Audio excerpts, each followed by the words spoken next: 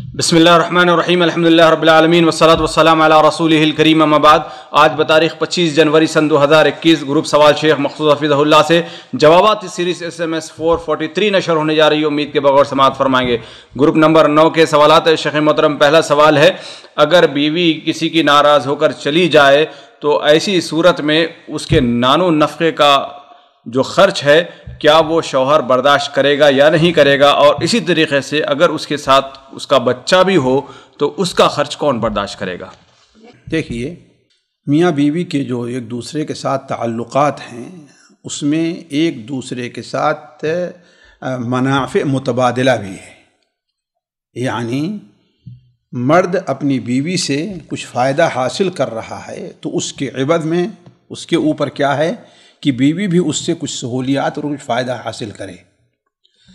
بیوی اگر مرد کے پاس جیسے بیوی ہونی چاہیے ویسے رہ رہی ہے، اس کی اطاعت کر رہی ہے، اس کی بات مان رہی ہے، تو شوہر کے اوپر اس کا نان نفقہ وغیرہ کیا ہے واجب ہے اور دینا ضروری ہے۔ لیکن اگر بیوی اب شوہر کا حق ادا نہیں کر رہی ہے، اس کی اطاعت نہیں کر رہی ہے، بلکہ یہاں تک کہ اس کے گھر سے نکل جا رہی ہے، جا کر کے اپنے والدین کے یہاں رہ رہی ہے، اور اس سلسلے میں شوہر کی غلطی نہیں ہے، شرط یہ ہونی چاہیے کہ شوہر کی غلطی یعنی شوہر سے کوئی ایسی چیز صادر نہیں ہو رہی ہے کہ اسے نکلنا پڑے، یعنی شوہر نے نکال دیا، شوہر مارتا ہے بلا وجہ، ایسی مار مارتا ہے جو قابل برداشت نہیں ہے کہ نہیں ہے، یا اسے جب دیکھو گالیاں، یعنی جو ایک شوہر کا جو حق ہونے وہ نہیں ادا کر رہا ہے، تو اگر شوہر حق بجانب نہیں ہے نکالنے میں اور شوہر کی اجازت کے بغیر اگر وہ چلی جا رہی ہے، شوہر چاہتا ہے رہے، اس کا حق ادا بھی کرتا ہے، لیکن معمولی سے کچھ ناراضگی اس پر ہے نا، چلا جا رہا ہے، مثال کے طور پر شوہر نے اسے طلاق دے دیا، طلاق رجعی دے دیا اور نکل کر چلی جا رہی ہے، جبکہ شرعی طور پر کیا اسے رہنا چاہیے، تو اگر وہ بغیر حق کے جا رہی ہے تو نان نفقہ کی حقدار نہیں، شوہر کے اوپر اس کا نان نفقہ نہیں ہے۔ کیوں؟ اس لیے کہ اولاً تو غلطی کس کی طرف سے ہے؟ اس کی طرف سے۔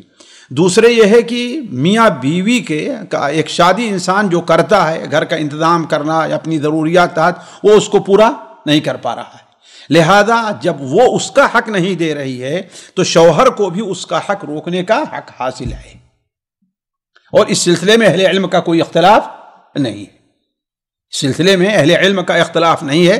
اب اگر جو ہے غیر قانون شرعی طور پر حکومتیں کوئی چیز یہ متعین کر دیتی ہیں تو اس کے اوپر جو ہے کوئی شرعی حکم نہیں لگے گا، شرعاً وہ ظلم ہوگا شوہر کے اوپر۔ البتہ بچے کا حق، تو بچے کی کئی صورت ہوتی ہے، ایک بچے کی صورت ہے کہ بچہ ابھی پیٹ میں ہے، حمل سے ہے، تو جہاں تک مجھے اس سلسلے میں جس پر مطمئن ہو، شیخ ابن باز کا بھی یہ فتویٰ ہے کہ اگر وہ بلاتا ہے نہیں آتی ہے تو جو حمل ہے اس کا خرچ بھی وہ لینے کے حقدار نہیں ہے۔ کیوں؟ اس لیے کہ الگ سے اس کا کوئی خرچ نہیں ہے، اس کا خرچ نہیں ہے، الگ سے وہی جو کھائے گی وہی اس کی غذا ہے، تو جہاں وہ کھا رہی وہ اس کی غذا بن رہی ہے۔ البتہ اگر بچہ کیا ہے پیدا ہو چکا ہے، اب اس کی ایک صورت تو یہ ہے کہ دودھ پی رہا ہے، وہ نہیں رہ سکتا ہے نا، تو اس سلسلے میں جو بات صحیح معلوم ہوتی ہے اہل علم کی یہ ہے کہ اس کا خرچہ اسے دینا چاہیے، دودھ پلانے جو ہوگا ٹھیک ہے، نہیں مان رہی ہو، لیکن یہ جو دینا چاہیے یہ کیا ہوگا، اس میں دو چیزیں دیکھی جائیں گی، عرف کے لحاظ سے ایک خرچہ کتنا آتا ہے ایک چیز، دوسری چیز شوہر کی حالت کیا ہے۔ لَيُنْفِقْ ذُو سَعَةٍ مِّن سَعَتِهِ وَمَنْ قُدِرَ عَلَيْهِ رِزْقُهُ فَلْيُنْفِقْ مِمَّا آتَاهُ اللَّهُ۔ اب ایک شخص ہے، اس بیچارے کی تنخواہ ہی مہینے کی 5,000 ہے، اور لوگ فیصلہ کرتے کہ ہاں بھائی بچے کو 5,000 دینا ہے، دودھ پلا رہے، کوئی ظلم ہوگا ہے کہ نہیں ہے؟ یعنی شریعت کیا ہے؟ عدل ہے، فکس نہیں ہے، کوئی فکس نہیں ہے۔ اللہ نے کیا فرمایا؟ لِيُنْفِقْ ذُو سَعَةٍ مِّن سَعَتِهِ وَمَنْ قُدِرَ عَلَيْهِ رِزْقُهُ فَلْيُنْفِقْ مِمَّا آتَاهُ اللَّهُ، ہے کہ نہیں ہے؟ تو اس سلسلے میں شوہر کی حالت دیکھی جائے گی، بچے کی حالت نہیں دیکھی جائے گی، بیوی کی حالت نہیں دیکھی جائے گی، کس کی حالت دیکھی جائے گی؟ شوہر کی۔ ہاں اگر بچہ اس لائق ہو چکا ہے جو بڑا ہے اور وہ شوہر کہتا ہے کہ ہاں میں اس کو کھلا پلا لوں گا، میرے بچے کو بھیجو، وہاں اس کی تربیت اسی کو خطرہ بھی ہے، اور پھر بھی نہیں بھیجتے ہیں، تو اب شوہر کے اوپر اس کا نفقہ اگر دے دے تو اس کی مہربانی ہے، لیکن کیوں؟ اس لیے کہ شوہر کا حق کس کا ہے بچوں پر؟ باپ کا ہے، نہ کہ ماں کا ہے، لہذا وہ انہیں لینے کا حق اگر نہیں واپس کرتی ہے، نہیں دیتی ہے، تو ایسی صورت میں جو ہے وہ بھی نان نفقے کی مستحق نہیں ہے۔ جی اگر دونوں برابر کے اگر قصوروار ہیں تو کیا ہوگا شیخ؟ دونوں کے درمیان اب تو بات یہ تو فیصلہ کورٹ کرے گی، یا شرعی پنچایت بیٹھے وہاں پر اور وہ کرے فیصلہ۔ اور ضروری ہے کہ ہمارے ہاں شرعی پنچایت میں کن کو بلاتے ہیں؟ ایک انگوٹھا چھاپ ایک لیڈر بنا ہوا ہے، اس کو بنا لیا، پردھان بنا ہوا ہے، ایسے لوگ رہیں، لیکن ان کے ساتھ ساتھ مسئلے کو سمجھنے والے اہل علم بھی موجود رہیں، اہل علم بھی موجود رہیں کہ ہاں مسئلے کی صورتحال کیا ہو سکتی ہے۔ جی یہاں پر ایک چیز رہے گی شیخ کہ اگر مثال کے طور پر ڈیلیوری کا جو خرچ ہے وہ کون برداشت کرے گا؟ اصل تو شوہر برداشت کرے گا۔ نہیں، جب وہ اپنے مائکے میں ہے تو آپ نے کہا کہ جب وہ حاملہ ہے، پیٹ کے اندر ہے، اس کی غذا بن رہی ہے، تو وہاں پر ضرورت نہیں ہے، تو جو ڈیلیوری کا خرچ ہے ظاہر بات یہ تو اب کیا ہے کہ خرچ ہے اس کے بچے کے لیے خرچ ہے، یہ اس سے زائد چیز ہے، تو یہ شوہر برداشت کرے گا، بھلے سے چاہے غلطی کسی کی ہو، ظاہر غلطی کسی کی ہو، یہ ظاہر بات اس کے گھر ہے تو برداشت کرتا کہ نہیں برداشت کرتا ڈیلیوری کا؟ جی جی جی تو ایک طارئ چیز ہے، عورت کے اختیار میں نہیں ہے یہ۔ جی اور جب تک بچہ دودھ پیا تب بھی اس کے لیے ضروری ہے کہ بچے کا خرچ دے، بچے کا خرچہ دے، اس میں بھی اختیار نہیں ہے کہ نہ دینے اور دینے کا کوئی اختیار نہیں ہے۔ نہیں، ہاں، جب بچہ بالکل دودھ پینا چھوڑ دے ہاں تو تب اختیار ہے کہ اپنے پاس بلائے بچے کو۔ اگر بچہ جب آنے کے لیے راضی نہیں ہے تو تب کیا حکم ہوگا؟ بچہ راضی نہیں ہے، کیا سمجھدار ہے یا غیر سمجھدار ہے؟ مثال کے طور پر 3 سال کا بچہ، اب اس کو کیا کہیں گے؟ یہ تو ظاہر سی بات ہے، جس کے ساتھ رہا ہے، ماں کے ساتھ اس نے اگر 3 سال گزارے ہیں تو اب ممکن نہیں ہے کہ وہ باپ کے پاس آئے، بہت مشکل ہے۔ بہت سے ایسے مسئلے ہوتے ہیں جو باہمی تفاہم سے یا پنچایت یا لوگوں کو درمیان میں ڈالنے سے حل ہوتے ہیں، ہے کہ نہیں ہے؟ یہ اس وقت دیکھا جائے گا، بہت ہوتا ہے بچہ 1 دن 2 دن روئے گا، اس کے بعد آ کر کے حالات نارمل ہو جاتے ہیں۔ جی تو صورتحال دیکھیں کیا ہے بچے کی صورتحال۔ جی جی جی، یعنی بچہ اگر ادھر آنے کے لیے تیار ہے تو تب تو پھر وہ عورت کو کسی چیز کا حق نہیں بنتا ہے۔ جی جی، یہاں پر یہ بھی لوگ پوچھتے ہیں شیخ محترم کہ حق کیسے ہے؟ مثال کے طور پر یعنی ماں باپ سے ملنے بھی نہیں دیا جاتا، ایسے موقع پر بیوی چھوڑ کر چلی جاتی ہے تو جب کیا حکم ہوگا؟ بھائی اگر شوہر بیوی کو ماں باپ سے ملنے نہیں دے رہا ہے تو ایسے میں بھی بیوی کو شوہر کی اطاعت ضروری اور واجب ہے۔ اگر وہ ظالم ہوگا جس کا ذمہ دار اللہ کے نزدیک وہ ہوگا، ہے کہ نہیں؟ اس لیے کہ جانتے ہیں شادی کے بعد سب سے زیادہ حق عورت کے اوپر کس کا ہے؟ شوہر کا ہے۔ بسا اوقات ایک مصلحت ہوتی ہے کہ بیوی سے نہ ملنے دیا جائے۔ آپ جانتے ہیں کہ بسا اوقات یہ بدقسمتی ہے ہمارے معاشرے کی کہ بچیوں کو زیادہ خراب ان کی بہنیں ان کی مائیں ہی کرتی ہیں، ہے کہ نہیں؟ زیادہ خراب یہی دونوں کرتی ہیں۔ تو اگر شوہر سمجھتا ہے کہ وہاں جانے جب جاتی ہے آ کر لڑائی گھر میں شروع کر دیتی، جب ٹیلی فون آیا کہ مزاج جو ہے آ کر گئی نہیں، اس کی بہن اس کی ماں کہ گھر کے اندر لڑائی کھڑی ہو گئی، تو اس کو اختیار ہے روک دے۔ جی جی، اگلا سوال ہے، ساتھی نے ایک پوسٹ بھیجی جس میں لکھا گیا ہے کہ اگر کوئی نوجوان انسان توبہ کرتا ہے تو مشرق سے مغرب تک کے جتنے قبرستان ہیں اس پر سے عذاب اٹھا لیا جاتا ہے، اس کی کیا حقیقت ہے؟ کوئی ایسی حدیث نہیں ہے۔ سنن ابن ماجہ کا حوالہ جو ہے مجھے تو نہیں ملی حدیث سنن ابن ماجہ میں، بالکل مجھے غلط حوالہ ہے سنن ابن ماجہ کا۔ جی تو اس کا مطلب کافروں سے بھی عذاب اٹھا لیا گیا، فاسقوں اور فاجروں سے نہیں۔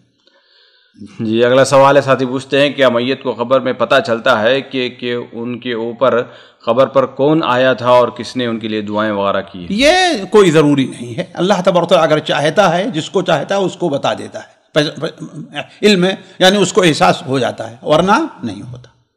یعنی ماں باپ کو بھی اگر کوئی ماں باپ کے لیے دعا کرتا ہے تب بھی؟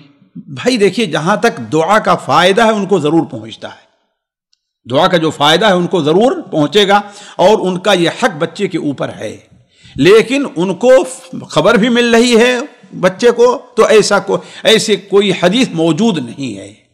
ایسی کوئی حدیث موجود نہیں ہے.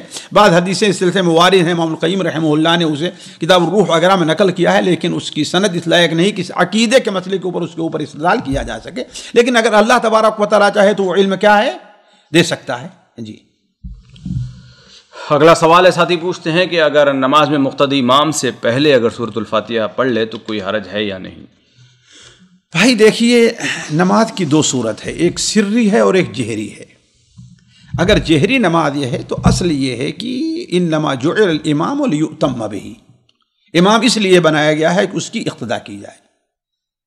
وَيَا أَيُّهَا النَّاسُ أَنَا إِمَامُكُمْ فَلَا تَسْبِقُونِي بِالرُّكُوعِ وَالسُّجُودِ، اے لوگوں میں تمہارا امام ہوں، ہے کہ نہیں؟ تو اصل یہ ہے کہ اس کے بعد ہی ہونا چاہیے. لیکن بسا اوقات اگر کسی چیز میں ایسی چیزیں ہیں سبقت ہو جائے جس سے امام کی اطاعت اتمام کوئی فرق نہیں پڑتا، یعنی سری نماز پڑھ رہا ہے، اگر سورہ فاتحہ اس سے پہلے پڑھ لیا، ہے کہ نہیں، اس میں کوئی فرق پڑنے والا نہیں ہے. یا بسا اوقات ایسا اختلاف نہیں ہوتا کہ جس سے اتباع میں فرق پڑے، یعنی مثال طور امام جو ہے جیسے استراحت نہیں کرتا اور مقتدی نے جیسے استراحت کر لیا، تو اس سے یعنی کوئی ایسی خرابی نہیں آتی جس سے آگے پیچھے ہونے کا مسئلہ ہو جائے. تو اس طریقے سے اگر کوئی انسان یہ چاہتا ہے، اگر سری نماز میں ہے تو کوئی مسئلہ نہیں، لیکن اگر جہری میں ہے سورہ فاتحہ پڑھنے کا تو اگر اس کے دہرہ امام کے ساتھ پڑھتا جائے یا امام کے سورہ فاتحہ پڑھنے کے بعد. لیکن بسا اوقات ہوتا یہ ہے کہ بعض امام جو ہے اس قدر ان کی اسپیڈ تیز رہتی ہے نا، 120 بھی نہیں بلکہ 240 سے اوپر جو ہے ان کی اسپیڈ چلی جاتی ہے. تو ایسے موقع پر آدمی چاہتا ہے کہ سنے بھی، تو اگر ایسے موقع پر کچھ پڑھ لیا یا پورا پڑھ لیا شروع میں یا بعد پڑھ لیا تو شیخ ابن باز وغیرہ اس کی اجازت دیتے ہیں. جی اگلا سوال ہے، ساتھی پوچھتے ہیں کہ کیا پینٹ اور شرٹ وغیرہ پہننا جائز ہے یا نہیں؟ بھائی دیکھیے، ہر وہ چیز جو انسان کے ستر کو چھپائے، وہ زینت میں داخل ہو، غیر قوم کی اس میں مشابہت نہ ہو، اور اس زینت کو شریعت نے کسی اعتبار سے منع نہ کیا ہو تو وہ چیز جائز، وہ لباس جائز ہوگا. غیر قوم کی مشابہت کا معنی یہ ہے کہ دیکھنے سے پہچانا جاتا ہے کہ ہمیں یہ فلاں قوم کا ہے. جیسے آج کل ہمارے ہندوستان میں یہ گروا جو لباس کیا ہے، معلوم ہو جاتا ہے کیا ہے، وہ ہندو ہے. ارے بات سمجھنا. یا مسیحی جو لوگ لباس پڑھتے ہیں اور اپنے گلے میں کیا لگاتے ہیں، یہ صلیب، یہ کراس نشان، تو اس سے یہ ان کی پہچان ہو جاتی ہے. یا ہندو عورتیں جو ہیں اپنے ماگ میں کیا ہے وہ سندھو جس کو کہتے ہیں، اس سے پتہ چلتا ہے کہ ہماری شادی شدہ عورت ہے. یہ کیا ہے، ان کی پہچان ہے. تو اگر غیر قوم کی مشابہت نہیں ہے، وہ ستر کا کام دے رہا ہے، یعنی اتنا چست نہیں ہے کہ سارے آدھا جو ہے جیسے بات پینٹ ہوتے ہیں نعوذ باللہ من ذالک آج کل کی، ہے کہ نہیں، صرف جو ہے رنگ کا فرق ہے بلکہ پورا جسم اس کا الگ ہے. تو اگر یہ چیزیں پائی جائیں تو پینٹ اور شرٹ میں کوئی حرج نہیں ہے. یہ الگ مسئلہ ہے کہ شیخ علامہ البانی وغیرہ اس کو پسند نہیں کرتے. جی اور ہمارے یہاں جانتے ہیں، یہ خاص طور پر آپ کے جنوب میں تو الگ ہے، لیکن ہمارے یو پی میں یہ اہل علم کا لباس نہیں مانا جاتا، اس کو بہت برا سمجھاتا ہے. کسی کو مصلب نہیں کھڑا کریں گے اگر پینٹ پہنا ہوا ہے تو کم سے کم. جی اگلا سوال ہے، ساتھی پوچھتے ہیں کہ کیا رات میں کتے اگر روتے ہیں تو اس کا کیا منع لیا جائے گا؟ کیا شریعت میں کوئی اس کے اوپر ہے کہ نحوست ہے؟ دیکھیے سنن ابو داؤد وغیرہ کی وہ حدیث ہے، نحوست نہیں ہے، کہ اللہ کے رسول صلی اللہ علیہ وسلم نے ارشاد فرمایا کہ اذا سمعتم نباح الکلاب ونحیک الحمیر، جب تم کتے کا بھونکنا اور گدھوں کا رینکنا جو ہے اگر سنو تو ان کے شیطان کے شر سے اللہ کی پناہ چاہو، اس لیے اس نے شیطان کو دیکھا ہے. لیکن یہاں ایک بات ہونی چاہیے، واضح ہونی چاہیے کہ یہ میں سمجھتا ہوں کہ یہ اس وقت ہے جب بالکل سناٹا ہو جائے، لوگوں کا چلنا پھرنا بالکل بند ہے. بسا اوقات آپ کے گھر میں کوئی آ رہا ہو تو کتا بھونکنا شروع کرتا ہے، یہ اس کا مسئلہ نہیں ہے. یہ اسی ہے کہ بالکل سناٹا ہو جائے، سارے لوگ سو گئے ہیں، آنا جانا بند ہے، تو اس میں ایسے موقع پر بعض حدیثوں میں ہے سنن ابو داؤد کس نے شیطان کو دیکھا، اور بعد میں ہے فَإِنَّهُمْ يَرَوْنَ مَا لَا تَرَوْنَ، تم لوگ وہ چیزیں دیکھتے جو تم نہیں دیکھتے ہو، ہے نا. مثال طور کوئی چور ہی ایسا ہے تو اس سے بھی اعوذ باللہ من الشیطان کے شر سے اللہ کی پناہ، تو کوئی حرج نہیں ہے.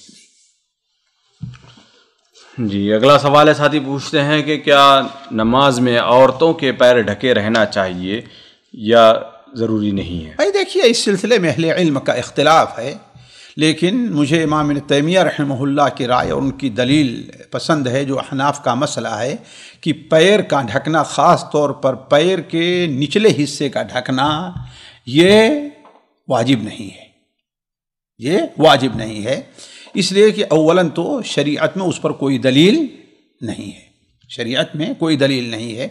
دوسرے، حضرت اسماء، حضرت ام سلمہ کی وہ حدیث سنن ابو داؤد وغیرہ میں جو ہے، آپ صلی اللہ علیہ وسلم سے جب انہوں نے پوچھا کہ اے اللہ کے رسول، عورتیں کیا، تو آپ کتنا اپنی چادر لٹکائیں یا پہلے ہوں، تو آپ نے فرمایا کہ شبرا کہاں سے، یعنی ایک بالشت کہاں سے ہے؟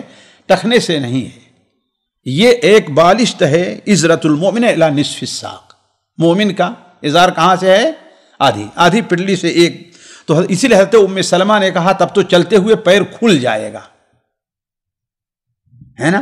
اب ظاہر بات ہے اگر اتنا رکھیں تو سجدے میں جا رہی ہے یا اور کچھ ہو رہا ہے تو اس کا پیر کھل جائے گا، ہے کہ نہیں؟ خود حضرت عائشہ رضی اللہ تعالیٰ عنہ کی بات تفسیر ہے، الا ما ظہر منہا سے صحیح سند کے ساتھ تفسیر مروی ہے کہ اس سے مراد پیر وغیرہ میں جو انگوٹھی رہتی ہے وہ ہے، تو گویا ایسا سے معلوم ہوا کہ پیر سطر میں داخل نہیں ہے۔ حضرت ام سلمہ کی وہ حدیث جو ضعیف ہے، اس سے بعد استدلال کیا ہے کہ انہوں نے سوال کیا کہ اللہ کے رسول صلی اللہ علیہ وسلم، کیا عورت ایک کپڑے میں نماز پڑھ سکتی ہے؟ تو آپ نے کیا فرمایا؟ ہاں، اذا غطت ظہور قدمیہا، جو اس کے پیر کے اوپری حصے کو ڈھک لے، تو اس سے معلوم پورا پیر جو ہے ڈھکنا واجب نہیں ہے۔ تو میرے وہی امام ابن تیمیہ رحمہ اللہ اور احناف کا جو مسلک ہے وہ پسند ہے کہ وہ واجب نہیں ہے۔ جی جو لوگ واجب کہتے ہیں ان کی کیا دلیل ہے؟ المرأۃ عورہ، المرأۃ عورہ ایک چیز، دوسری چیز یہ ہے کہ آپ صلی اللہ علیہ وسلم نے اللہ تبارک و تعالیٰ نے فرمایا ہے، جسے علامہ البانی اس سے استدلال کیے ہیں، لِيُعْلَمَ يُخْفِينَ مِن زِينَتِهِنَّ وَلَا يَضْرِبْنَ بِأَرْجُلِهِنَّ لِيُعْلَمَ مَا يُخْفِينَ مِن زِينَتِهِنَّ، اپنے پیر پٹکنا ذرا کہ ان کے اندر کی زینت جو ہے وہ ظاہر ہو جائے۔ تو یعنی وہ دلیلیں یہاں نماز میں فٹ ہونا، تو اصل میں دیکھیے وہی تو کہتے ہیں کہ جو چیز باہر ہے وہ تو نماز میں بدرجہ اولا ہونی چاہیے، وہ چیز بدرجہ اولا ہونی چاہیے نماز میں، نہیں وہاں تو پیر پٹکنے کا، ہاں یعنی کہنے کا مطلب یہ ہے کہ اسی لیے تو کھلے نا، اسی لیے تاکہ وہ کھلے نا، نہیں وہاں پر کھولنے سے ممانعت تو نظر نہیں آتی، وہاں پر تو آواز یعنی زور سے چلنے سے ممانعت یا ایسی چیز، یعنی وہی تو جب وہ چیز وہاں ظاہر نہیں کہ کوئی زینت وہاں پر ظاہر ہو، تو نماز میں بھی جو ہے یعنی ایک اجتہاد ہے، یہ اجتہاد ہے، تو اسی لیے ہم نے کہا کہ مجھے وہ ان کی رائے جو ہے زیادہ پسند ہے۔ اگلا سوال ہے، ساتھی پوچھتے ہیں کیا سورۃ الملک مغرب کے بعد یا عشاء کے بعد فوری پڑھی جا سکتی ہے یا سونے سے پہلے ہی پڑھنا ضروری ہے؟ بھائی دیکھیے اصل میں یہ مسئلہ کئی بار جو ہے آ چکا ہے اور یہ لوگوں کو اشتباہ ہوتا ہے۔ دیکھیے میں ذرا آج تھوڑی سی اس کی تفصیل رکھ دوں جو شاید پچھلی مجلس میں ہم نے نہیں رکھا ہے۔ اس کی تفصیل یہ ہے کہ دیکھیے اس سلسلے میں اللہ کے رسول صلی اللہ علیہ وسلم کا اگر عمل دیکھنا چاہتے ہیں، جیسے جابر بن عبداللہ کی روایت ہے کہ اللہ کے رسول صلی اللہ علیہ وسلم لا ینام حتی یقرأ، آپ سوتے نہیں تھے یہاں تک کہ آپ سورہ ملک اور الف لام میم سجدہ کی تلاوت نہ کریں، تو آپ کا عمل مبارک یہ رہا ہے، آپ کا عمل مبارک یہ رہا ہے۔ البتہ یہ اس صورت میں ہے کہ یعنی جو سونے سے پہلے کی جو قرآن کی جو آیات ان کا معاملہ ہے، اور وہ روایت جو حضرت عبداللہ بن مسعود سے موقوفاً مروی ہے اور علامہ البانی سے کبھی قرار دیتے ہیں، اور بات سے اشارہ ملتا ہے کہ وہ مرفوع روایت بھی ہے، جسے امام اگر مجھ سے بھول نہیں تو امام نسائی رحمہ اللہ عمل الیوم واللیلہ میں وغیرہ میں نقل کرتے ہیں کہ انہوں نے بیان فرمایا کہ ہم لوگ شاید جس کے الفاظ یہ ہیں کہ سورہ ملک جو شخص ہر رات پڑھے گا، ہر رات کل لیلہ ہر رات پڑھے گا، وہ اس کے لیے عذاب قبر سے نجات ہوگی، اس لیے کہ ہم لوگ اللہ کے رسول سے زمانے میں اسے المانعہ کہتے تھے۔ اس سے پتہ چلتا ہے کہ حدیث کیا ہے، وہ مرفوع ہے، ہم اللہ کے رسول سے کیا کہتے تھے؟ مانعہ، اے مانعۃ من عذاب القبر، ہے نا۔ اب ظاہر بات ہے رات کا معاملہ مغرب سورج ڈوبنے کے بعد سے شروع ہو جایا کرتا ہے، تو اگر اس حدیث کے اوپر حضرت عبداللہ بن مسعود کے اوپر جو موقوف ہے اس کو دیکھتے ہیں تو اس سے معلوم کیا ہوتا ہے کہ اگر پہلے بھی کوئی پڑھ لے تو جائز ہے، کوئی حرج نہیں ہے۔ تو اس سلسلے میں کیا ہے، وسعت ہے نا۔ بہتر تو یہی ہے کہ کب پڑھا جائے، سونے سے پہلے، اس لیے کہ آپ صلی اللہ علیہ وسلم کا اسوہ یہی رہا ہے کہ نہیں ہے۔ لیکن اگر کوئی جیسے بسا اوقات مشغولیت ہوتی ہے اور یا کوئی بھی چیز ہوتی ہے، کوئی وجہ ہو سکتی ہے، بھول جانے کا، یعنی کوئی بھی وجہ ہو سکتی ہے، تو اس صورت میں اگر پہلے ہی پڑھ لے تو انشاءاللہ کوئی حرج نہیں ہے۔ لیکن بہتر کیا ہے، وہ سونے سے پہلے ہی۔ جی یہاں پر یہ سوال ہوتا ہے شیخ کہ بہت ساری عورتیں ہوتی ہیں سونے سے پہلے ان کے کچھ کام رہتے ہیں، وہ کام کرتے ہوئے وہ پڑھ سکتی ہیں؟ کوئی حرج نہیں۔ مثال کے طور پر بہت ساری عورتوں کا اہتمام ہے، کپڑے جمانا ہے یا برتن دھونے ہیں، یہ سارے کام جو ہے نا وہ سونے سے 5 منٹ پہلے ہی کرتے ہیں، تو ٹھیک ہے، پڑھ سکتے ہیں، وہ کر لی، اس کے بعد سونا ہی ہے ان کو، کوئی حرج نہیں، پڑھ سکتے، تو ان کو یہ فضیلت ملے گی انشاءاللہ۔ کوئی فاصلہ نہیں رہ گیا سونے میں، اس میں یعنی اس کے اور کام کے درمیان کوئی تعارض نہیں ہے، تعارض جو ہے وہ سونے میں، اور بلکہ بعض اہل علم تو یہاں تک کہتے ہیں کہ سونے سے پہلے مثال وہ عادت 2 رکعت نماز پڑھنے کی، نماز میں پڑھ لے، جی ہے نا۔ جی ویسے یہ معلوم ہونی چاہیے کہ سورہ ملک جو ہے وہ برکت ہی والی سورت ہے، اس کے بڑے فضائل ہیں، مطلقاً بھی اس کی فضیلت آئی ہے، مطلقاً بھی اس کی فضیلت وارد ہے۔ چنانچہ سنن ابو داؤد وغیرہ میں حضرت ابو ہریرہ سے مروی ہے کہ اللہ کے رسول صلی اللہ علیہ وسلم نے ارشاد فرمایا کہ ان سورتاً، ایک سورت ہے جس میں 30 آیتیں ہیں، یہ 30 آیتیں ہیں، یہ عذاب القبر سے نہیں، ایک آدمی کے لیے اللہ تعالیٰ کے پاس نے سفارش کیا، یہاں تک اس کی مغفرت کر دی گئی ہے نا۔ اس میں یہ نہیں کہ صبح و شام رات دن کب پڑھا جائے۔ تو اب اگر انسان سونے سے پہلے ان تینوں فضائل کی کو نیت میں رکھ لے، پہلی فضیلت کیا ہے کہ سونے سے پہلے کا ذکر ہے، دوسری فضیلت کیا ہے کہ یہ مانع من عذاب القبر ہے، تیسری کیا ہے کہ اللہ تعالیٰ کی مغفرت کا سبب ہے۔ تو یہ تینوں چیزوں کی نیت سے اگر سونے کے سے پہلے 5 منٹ 10 منٹ پہلے پڑھ لے تو انشاءاللہ تینوں فضیلتیں حاصل ہو سکتی ہیں۔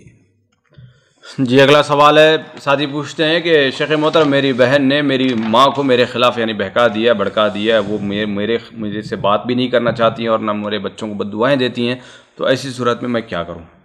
اللہ کے رسول صلی اللہ علیہ وسلم کا ارشاد ہے کہ آپ نے فرمایا کہ بندے کی دعا قبول کی جاتی ہے ما لم يدع بإثم او قطیعۃ رحم، جب تک کہ وہ کوئی گناہ کی دعا نہ کرے یا قطع رحمی کی دعا نہ کرے۔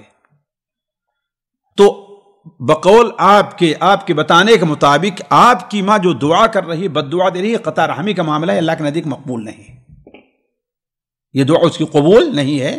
آپ ان کے ساتھ نرمی کے ساتھ پیش آئیے، وصاحبہما فی الدنیا معروفا، ہے کہ نہیں ہے؟ آپ پیش آئیے، آپ ان کی گالی کا جواب، لعن طعن کا جواب لعن طعن سے نہ دیجیے، آپ صبر کیجئے۔ آپ یقیناً مانیے کہ اللہ تعالیٰ جو ہے اس کے ذریعے سے آپ کے اوپر سے ہو سکتا ہے بہت سی مصیبتیں دور کر دے رہا ہو، بہت سے مصیبتیں، آپ کے بچوں کے اوپر سے بہت سی پریشانیاں ہٹا دے رہا ہو۔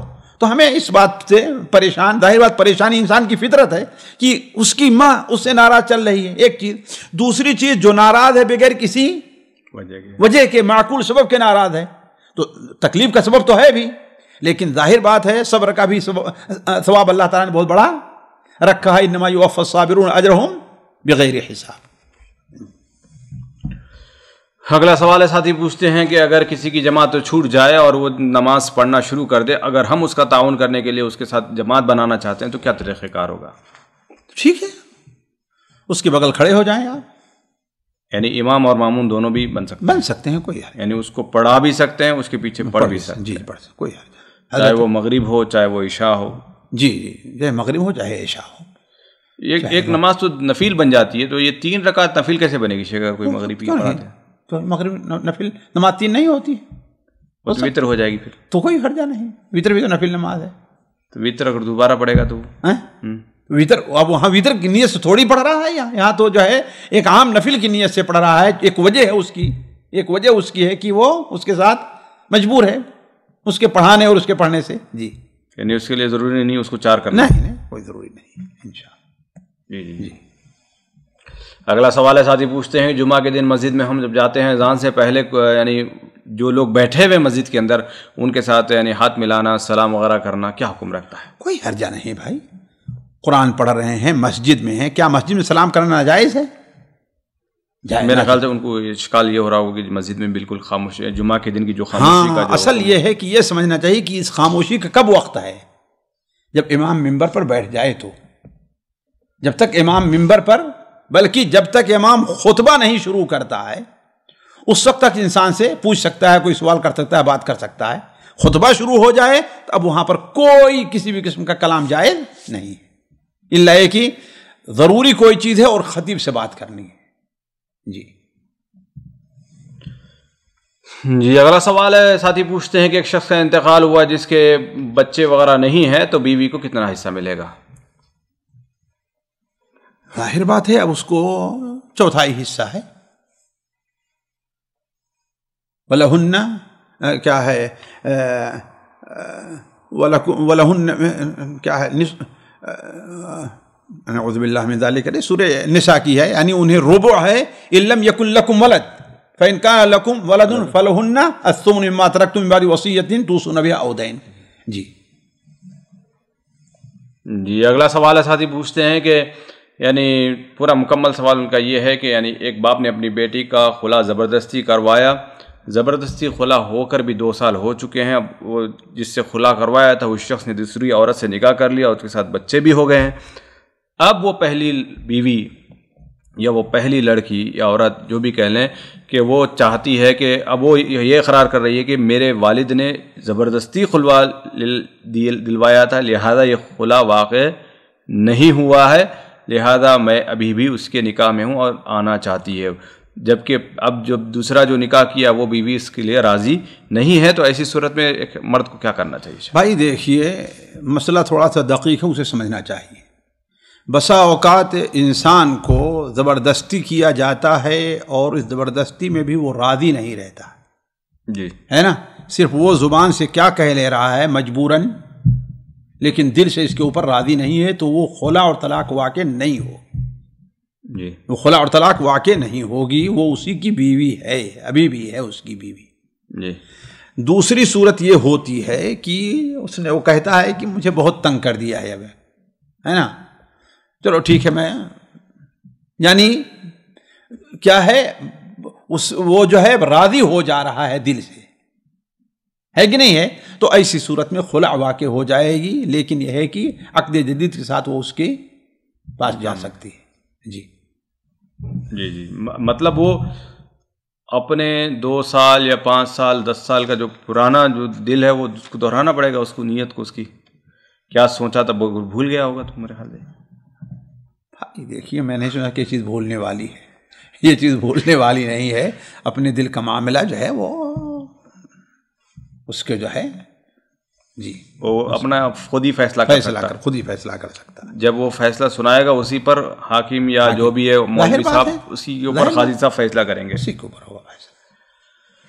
جی اگلا سوال ہے، کچھ سوالات خواتین گروپ سے شامل کیا جاتے ہیں۔ پہلا سوال ہے، بہن پوچھتی ہیں کہ چپکلی کی ڈر سے اگر ہم نے نماز توڑ دی تو کیا یہ ہم نے شرک کر دیا، کیا شرک میں شمار ہوگا؟ نہیں، شرک میں شمار نہیں ہوگا، یہ بسا اوقات کمزور دل کی ہوتی ہیں عورتیں، خوف سے ڈریں بھاگیں اور نماز چھوٹی ہے تو کوئی حرج نہیں اس میں، جی نماز دوبارہ آپ شروع کر دیں۔ جی جی اگلا سوال ہے، بہن پوچھتی ہیں کہ کیا شوہر کے کہنے پر دینی علم حاصل کرنا سیکھنا چھوڑ دینا چاہیے، کیونکہ بعض شوہر جو دلیل دیتے ہیں کہ اگر کوئی اپنے شوہر کا خیال کرتی ہے اور اپنے عزت کی حفاظت کرتی ہے تو جنت میں داخل ہو جائے گی، اتنا کافی ہے سمجھتے ہیں، تو شوہر یہ دلیل دیتے ہیں تو ہمیں کیا کرنا چاہیے؟ بھائی یہ دلیل جو ہے عورتوں کے لیے ہے، نہ یہ کہ مرد صاحب یہ دلیل پیش کریں۔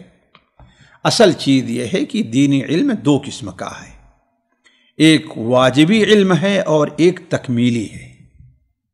واجبی علم کے لیے شوہر کی اطاعت ضروری نہیں ہے، واجبی علم جو ہے، البتہ جو تکمیلی ہے اگر شوہر اجازت نہیں دیتا ہے تو اس کی بات مانی جائے گی، لیکن اگر وہ شوہر کی جو کام ہیں، شوہر کے جو حقوق ہیں ان کو ادا کرنے کے ساتھ ساتھ شوہر کے بتائے بغیر، آج کل جیسے صورتحال ہے کسی سے ٹیلی فون کر کے پوچھ لیا ہے نا، کوئی کتاب پڑھ لی، کوئی کیسٹ سن لی، اگر اپنے آپ کر لیتی ہے تو اس پر کوئی گناہ نہیں ہے کہ نہیں ہے؟ اب بعض شوہروں کی فہرست بھی تو کبھی کبھی لمبی ہو جاتی ہے شیخ، تو یہ تو کرتے کرتے اب ظاہر بات یہ تو عرف کا معاملہ ہے، اس کا معاملہ ہے یہ عرف میں جس جگہ رہتی ہے عورتیں کیا کام کرتی ہیں یہ دیکھا جائے گا، نہ یہ کہ شوہر جو ہے یہ الگ مسئلہ ہے۔ دیکھیے ایک جائز کی بات میں کر رہا ہوں، یہ الگ مسئلہ ہے کہ بہن جو ہے وہ ٹھیک ہے اسی پر صبر کر لے اور اللہ تعالیٰ سے خیر کی امید رکھے۔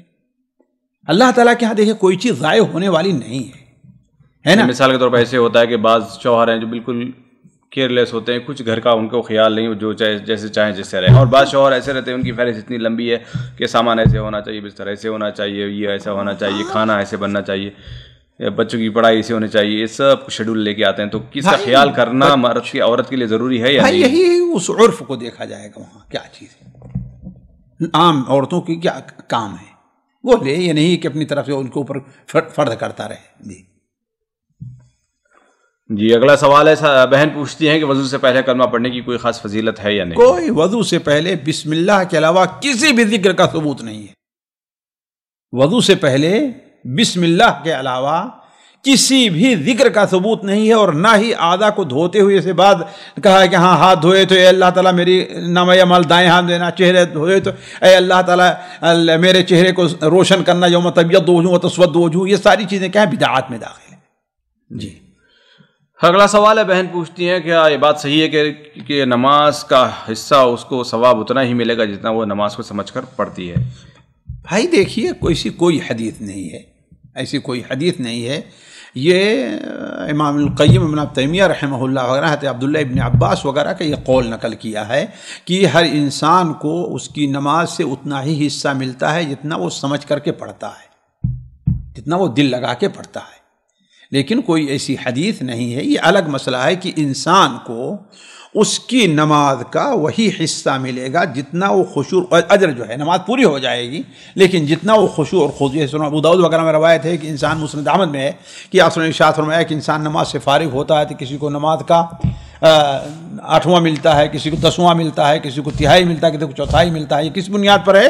خشوع اور خضوع کی بنیاد پر ہے۔ جی اگلا سوال ہے، بہن پوچھتی ہیں کہ کیا نماز کے وقت ہر نماز کے لیے دل میں خیال لانا ضروری ہے، نیت کرنا ضروری ہے کہ میں نماز پڑھ رہی ہوں؟ بھائی ہر نماز کے وقت یہ نیت تو انسان اس سے بری ہو ہی نہیں سکتا ہے۔ نہیں، ایک تو ہوتی ہے نارمل روٹین ہوتی ہے، تو آدمی کو معلوم ہی ہوتا ہے کہ ہم اٹھے ہیں ابھی عشاء کی نماز پڑھ رہے ہیں، لیکن جب پڑھ رہے ہیں تو اچھا میں سمجھ کھڑے گیا، ہوتے وقت گویا نیت کرنا اور استحضار نیت ہے، جی جی جی یعنی نیت کو اس وقت حاضر، بہتر یہی ہے کہ کیا ہے نیت کو بالکل اس کی وجہ سے کیا ہے نماز میں خشوع اور خضوع کا بھی معاملہ ہوگا، نماز میں دل لگنے کا بھی معاملہ ہوگا۔ یہ بڑی اچھی چیز ہے لیکن واجب نہیں ہوگی۔ جی وعلیکم السلام۔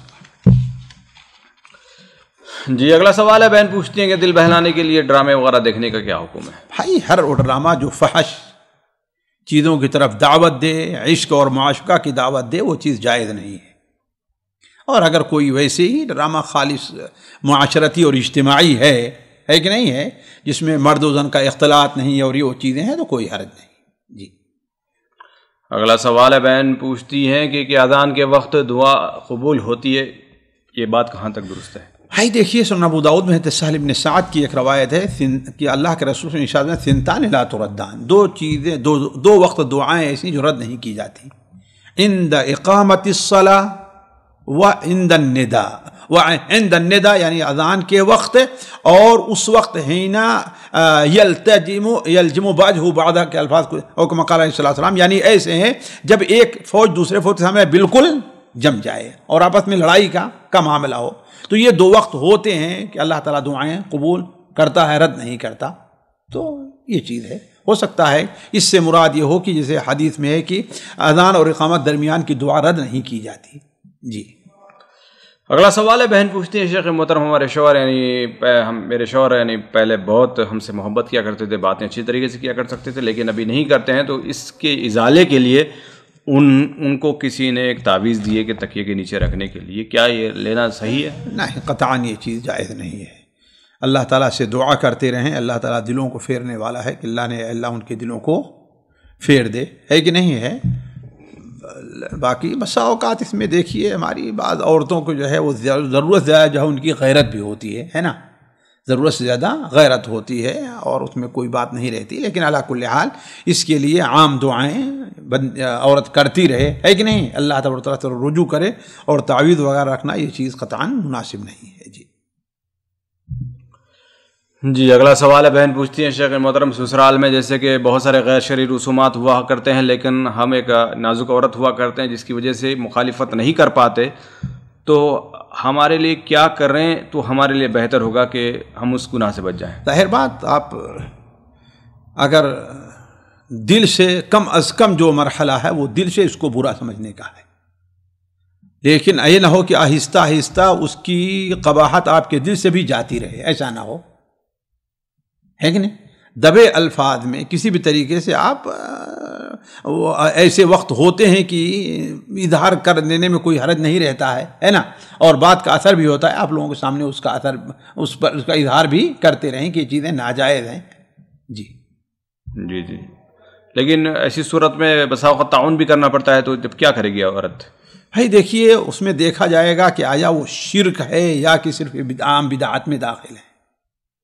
نہیں اس میں تو نہیں، مثال کے طور پر مہمان آ گئے، وہ رسوم ہے رکھا ہے گھر میں، مہمان آئے ہیں تو ان کے لیے پانی دینا، چائے دینا اور ان کو بٹھانا، ساری چیزیں. ظاہر بات ہے اگر جو ہے عورتیں مہمان ہیں پانی وغیرہ دینا کوئی حرج نہیں ہے، مرد آئیں ان کو چائے بنا دے کوئی حرج نہیں ہے، بھلے سے وہ اس غیر شرعی رسوم کے لیے وہاں جمع ہوئے، کوئی حرج نہیں. ظاہر بات بہتر تو یہی ہے کہ بھائی میں اس میں شریک نہیں ہو سکتی، لیکن جیسے کرے کہ میں کمزور ہیں، ہم نہیں کر سکتے، مرد طلاق دے دے گا اور صورت حال ہوتی ہے کہ نہیں ہے، تو اس میں انشاءاللہ کوئی گناہ نہیں، گناہ ان لوگوں پر ہے.